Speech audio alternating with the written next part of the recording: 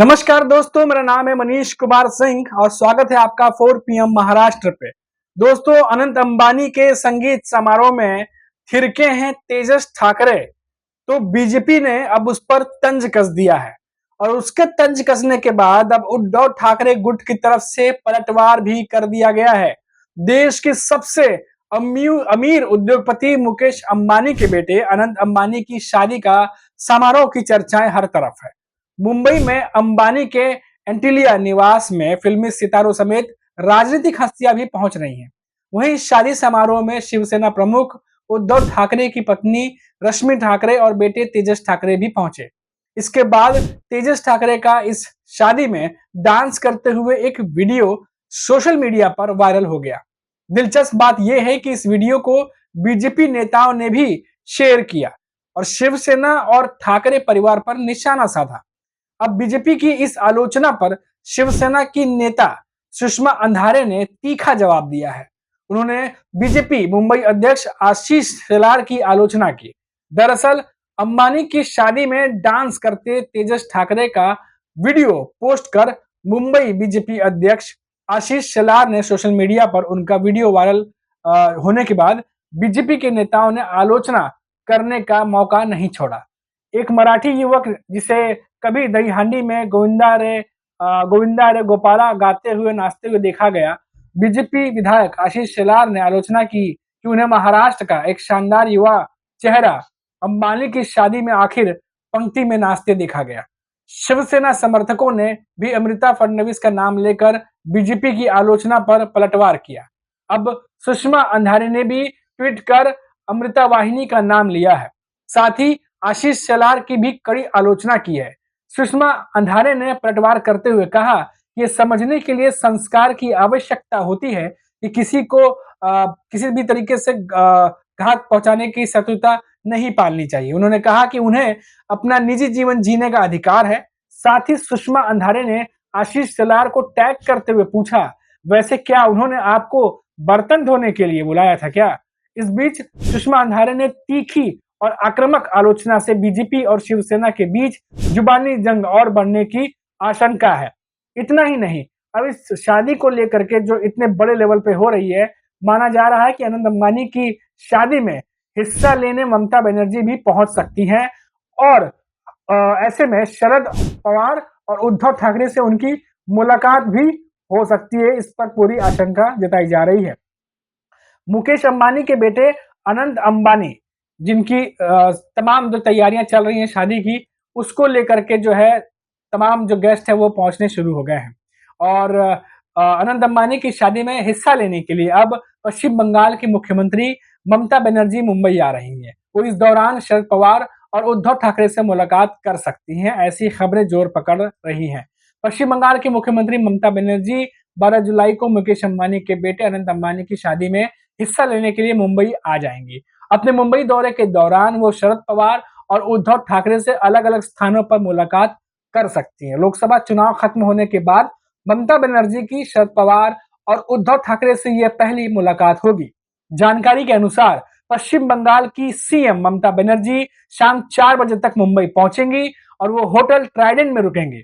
इसके बाद वो कल मुकेश अंबानी के बेटे अनंत अंबानी के विवाह कार्यक्रम में शामिल होंगी। यहाँ पहुंचने के बाद वो कई बैठक भी करेंगी, ऐसी खबरें हैं। जानकारी के अनुसार अपने मुंबई के दौरे के दौरान वो उद्धव ठाकरे व शरद पवार के साथ भी अलग से बैठक कर सकती हैं। ममता बनर्जी कल शाम शरद पवार से मुलाकात करेंगी। ये बैठक कल शाम सिल्वर ओक आवास पर हो सकती है। इस बैठक में राष्ट्रीय राजनीति पर चर्चा तो होगी ही। बता दें कि इस साल के अंत में महाराष्ट्र में विधानसभा चुनाव भी होना है। इस वजह से इस बैठक को काफी ज्यादा अहम माना जा रहा है। वहीं कुछ हफ्तों से संसद भवन में बजट सत्र जो है वो शुरू है। ऐसे में संसद सत्र के दौरान विपक्षी पार्टियों की रणनीति को लेकर भी वो इन नेताओं से बात कर सकती हैं। लगातार जो है क्षेत्रीय नेताओं से वो मुलाकात इस समय ममता बनर्जी कर रही है। ममता बनर्जी हालांकि अभी तक उनकी कांग्रेस के किसी नेता से मुलाकात नहीं हुई है और माना जा रहा है कि ममता बनर्जी बजट सत्र के दौरान दिल्ली आएंगी। इस दौरान उनकी मुलाकात सोनिया गांधी से हो सकती है। अभिषेक बनर्जी और अखिलेश यादव के बीच हुई थी मुलाकात और इसमें तृणमूल कांग्रेस के महासचिव अभिषेक बनर्जी ने इससे पहले ही दिल्ली में अखिलेश यादव से मुलाकात की थी। इसके बाद वो शिवसेना प्रमुख उद्धव ठाकरे से मुलाकात करने मुंबई चले गए थे।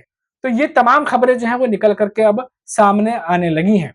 अब आप देखिए कि जिस तरीके से तेजस, जिनकी बात मैंने वीडियो की शुरुआत में की थी, उनका जो वीडियो वायरल हुआ, अब उस पर जिस तरीके से बीजेपी ने तंज कसा है, बीजेपी के नेताओं ने तंज कसा है, उसको लेकर के अब उद्धव गुट के नेता भी आमने-सामने हो गए हैं। यानी जो राजनीति की लड़ाई थी, अब वो कहीं न कहीं उसकी एक कह सकते हैं एक जो अंश है उस लड़ाई का, वो भी अनंत अंबानी की जो शादी है वहां तक जा पहुंचा है।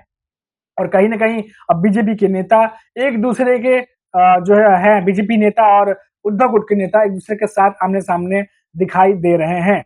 और इन सबके बीच सबसे बड़ी खबर कि ये जो शादी है इसमें उद्धव ठाकरे और जो तमाम नेता हैं, अभी अब जैसा कि मैंने आपको बताया कि ममता बनर्जी पहुंच रही हैं, और इसी के बाद जब मुलाकात होनी है उद्धव ठाकरे, शरद पवार और ममता बनर्जी की, इसे बहुत अहम माना जा रहा है। क्योंकि महाराष्ट्र में लोकसभा चुनाव संपन्न होने के बाद जिस तरीके से महाराष्ट्र में बीजेपी और महायुति गठबंधन की जो पार्टियां हैं उनको बड़ा झटका लगा है, इससे भी बड़ा झटका देने की तैयारी शरद पवार और उद्धव ठाकरे विधानसभा चुनाव में कर रहे हैं। और ऐसे में ममता बनर्जी के आके उनसे मिलना कई सारे राजनीतिक आयामों को खोलता है।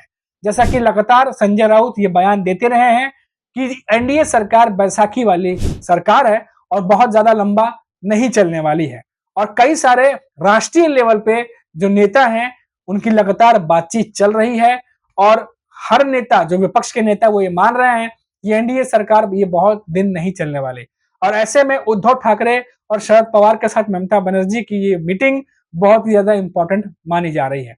और आपको बता दें कि महाराष्ट्र में अक्टूबर के एंड में विधानसभा चुनाव है, जिसको लेकर के महाराष्ट्र में तमाम राजनीतिक पार्टियां लगातार तैयारियां कर रही हैं, और केंद्र के जो नेता है उनसे भी मुलाकात जो है महायुति के कई नेताओं की लगातार चल रही है। और ऐसे में ममता बनर्जी का महाराष्ट्र आना और महाराष्ट्र में आकर के मुंबई में उद्धव ठाकरे और शरद पवार से मिलना, जाहिर सी बात है कि विधानसभा चुनाव को लेकर के भी कई सारी बातें हो सकती हैं। साथ ही साथ राष्ट्रीय लेवल की राजनीति को लेकर के भी जो समीकरण बन रहे हैं, बिगड़ रहे हैं, उसको लेकर भी विस्तार में चर्चा हो सकती है। शरद पवार लगातार जो राष्ट्रीय राजनीति है और जो महाराष्ट्र की राजनीति है उसमें लगातार शरद पवार कोई ना कोई नया नया स्टेप उठा रहे हैं। और जिस तरीके से हमने देखा कि महाराष्ट्र में वो लगातार महायुति सरकार को घेरने की कोशिश करते जा रहे हैं, उसको देखते हुए लग रहा है कि विधानसभा चुनाव में कुछ ना कुछ बड़ा खेल होने वाला है।